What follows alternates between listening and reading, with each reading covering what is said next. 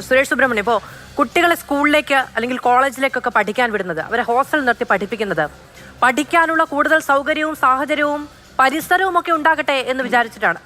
ഇപ്പോൾ കേരളത്തിലൊരു ക്യാമ്പസിൽ, അതും കളമശ്ശേരി പോളിടെക്നിക് പോലെ ചരിത്രമുള്ള ഒരു ക്യാമ്പസിൽ വെച്ച്, അതിൻ്റെ ഹോസ്റ്റലിൽ വെച്ച് ഇത്രയധികം കഞ്ചാവ് വേട്ട നടക്കുന്നു. പ്രിൻസിപ്പൽ എന്ന് പറയുന്നത് മുൻപും പല ക്യാമ്പസുകളിലൊക്കെ ഉണ്ടായതുപോലെ ചെറിയ തോതിലൊക്കെ ഉണ്ടായിട്ടുണ്ട്. ഇപ്പം നിങ്ങൾ പറയുന്നത് പോലെ അല്ലെങ്കിൽ നിങ്ങൾ അറിയാതെ ഞങ്ങളിത് ചർച്ച ചെയ്തിട്ടുണ്ട് എന്നൊക്കെയാണ്. എന്തൊരു തരം ലഘൂകരണമാണ്! ക്യാമ്പസിൽ കഞ്ചാവിൻ്റെ ഒരു തരി കണ്ടെത്തിയാൽ അത് നിയമത്തിന് മുന്നിൽ പരിശോധിക്കപ്പെടണമെന്നൊരു ആർജവം. ഇനി അവിടെ ഒരു തരിമ്പ് പോലും ഉണ്ടാവരുത് എന്ന നിർബന്ധ ബുദ്ധി വേണ്ടേ? കോളേജിലെ പുതിയ പ്രിൻസിപ്പാൾ ചാർജ് എടുത്തിട്ട് ഒരു വർഷമായിട്ടേ ഉള്ളൂ. അദ്ദേഹം കോളേജിൻ്റെ എല്ലാ വികസന കാര്യങ്ങളിലും നല്ല സജീവമായി പ്രവർത്തിക്കുകയും കുട്ടികൾക്ക് പ്ലേസ്മെൻറ്റ് സൗകര്യങ്ങൾ ഉൾപ്പെടെ ഏർപ്പെടുത്താനുള്ള വളരെ ക്രിയേറ്റീവായ പ്രവർത്തനങ്ങൾ ചെയ്യുന്ന നല്ല മികച്ചൊരു പ്രിൻസിപ്പാളാണ് അദ്ദേഹം.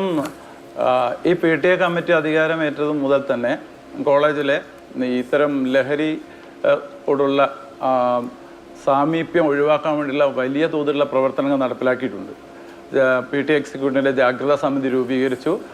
കോളേജിലെ പ്രശ്നങ്ങൾ പ്രത്യേകം പരിഹരിക്കാനുള്ള നല്ല ജാഗ്രത ഉണ്ടാകണം. എല്ലാ PTA അംഗങ്ങളുടെയും പ്രവർത്തനവും ഒക്കെ ആഹ്വാനം ചെയ്തു. ഞങ്ങളൊക്കെ കോളേജിൻ്റെ വിവിധ സ്ഥലങ്ങളിൽ സന്ദർശിച്ചു. ആളൊഴിഞ്ഞ സ്ഥലങ്ങളൊക്കെ വൃത്തിയാക്കി. ഒരു വേള എല്ലാ ക്ലാസ് മുറികളിലും എല്ലാ സ്ഥലത്തും സന്ദർശിച്ചു. ഞങ്ങൾക്ക് ചില പരിമിതികളുണ്ടെങ്കിൽ പോലും വളരെ നല്ല രീതിയിൽ മുമ്പോട്ട് പോകാൻ വേണ്ടിയാണ് ആ വിദ്യാലയം നല്ല രീതിയിൽ കഴിഞ്ഞ പ്രാവശ്യം 3 അക്രഡിറ്റേഷൻ നേടി ഇന്ത്യയിലെ, എനിക്കൊന്ന് കേരളത്തിലെ തന്നെ ഏറ്റവും മികച്ച സർക്കാർ വിദ്യാലയമാണ്. സാധാരണക്കാരുടെ കുട്ടികൾ പഠിക്കുന്ന വിദ്യാലയമാണ്. ഞങ്ങൾ രക്ഷിതാക്കളുടെ ഭാഗത്തുള്ള ഏറ്റവും വലിയ പ്രയാസം, കേരളീയ സമൂഹത്തിലെ യുവാക്കൾ ഈ രീതിയിൽ പോവുകയാണെങ്കിൽ എങ്ങോട്ട് പോകും? അവരുടെ ക്രിയേറ്റിവിറ്റി, സർഗാത്മകത, ഭാവി വളർച്ച, അതൊക്കെയാണ് ഞങ്ങളുടെ ആശങ്കകൾ. അപ്പോൾ എനിക്ക് പറയാനുള്ളത്, എല്ലാ വിദ്യാർത്ഥി സംഘടനകളും സർഗാത്മകമായ ക്രിയേറ്റീവായ നടപടികളെടുത്ത് ഇതിലേക്ക് കുട്ടികളിൽ നിന്നും വേർതിരിപ്പിക്കുന്ന രീതിയിലുള്ള പുതിയ പദ്ധതികൾ കൂടി സംഘടനാ പ്രവർത്തനത്തിന്റെ ഭാഗമായി ആവിഷ്കരിച്ച് നടപ്പാക്കണം. അങ്ങ് പറയുന്ന കാര്യങ്ങൾ ഞാൻ വളരെ ബഹുമാനത്തോടെ കേൾക്കുന്നു. നിങ്ങൾ എടുത്തിട്ടുള്ള എഫോർട്ട് ഞാൻ വളരെ ബഹുമാനത്തോടെ നോക്കിക്കാണുകയും ചെയ്യുന്നു. പക്ഷെ എല്ലാം പെർഫെക്റ്റ് ആയിരിക്കുന്ന ഒരിടത്ത് ഒരു രാത്രി പോലീസ് കയറുമ്പോൾ കിട്ടുന്നത് കിലോ കണക്കിന് കഞ്ചാവാണ്. അപ്പോൾ പിന്നെ ഈ പറയുന്ന ക്യാമ്പസുകളിൽ, ഈ പറയുന്ന ഹോസ്റ്റലുകളിലൊക്കെ ഒരു നിരീക്ഷണ സംവിധാനമുണ്ട് എന്നുള്ളത്. ഇപ്പോൾ കഴിഞ്ഞ ദിവസം ഗവർണറെ കണ്ടിട്ട് VC അടക്കം എല്ലാ VC-മാരും ഒക്കെ കണ്ടതിന് ശേഷം എടുത്ത തീരുമാനം AI സംവിധാനം അടക്കം ഉപയോഗിച്ച് നമ്മുടെ ക്യാമ്പസുകളിൽ ലഹരി വിമുക്ത പരിപാടികൾ വളരെ സജീവമായി മുന്നോട്ട് കൊണ്ടുപോകണം എന്നൊക്കെയാണ്.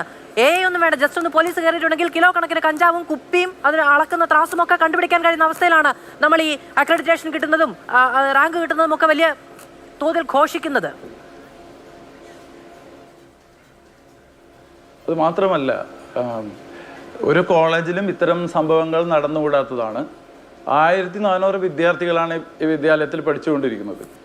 അതിൽ തന്നെ ധാരാളം വിദ്യാർത്ഥികൾ മിടുക്കരായ രീതിയിൽ പല വിദ്യാലയങ്ങളിൽ നിന്ന് വന്നവരാണ്. അവരുടെ ഭാവി സുരക്ഷിതമാക്കേണ്ടതുണ്ട്.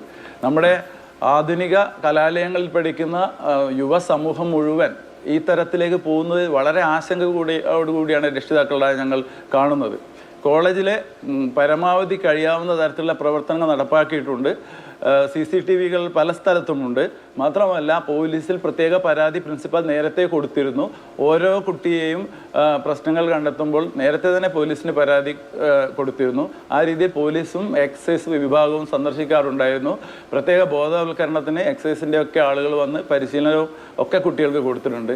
എന്നിട്ടും ഞങ്ങളെയൊക്കെ ഞെട്ടിക്കുന്ന രീതിയിലാണ് ഇത് സംഭവിച്ചത്.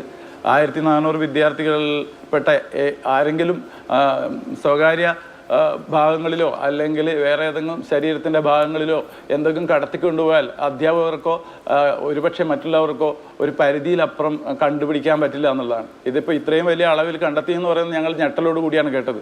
ഞങ്ങൾ എല്ലാ രക്ഷിതാക്കളും അങ്ങേക്കും അത് മനസ്സിലാവുന്നതാണ്.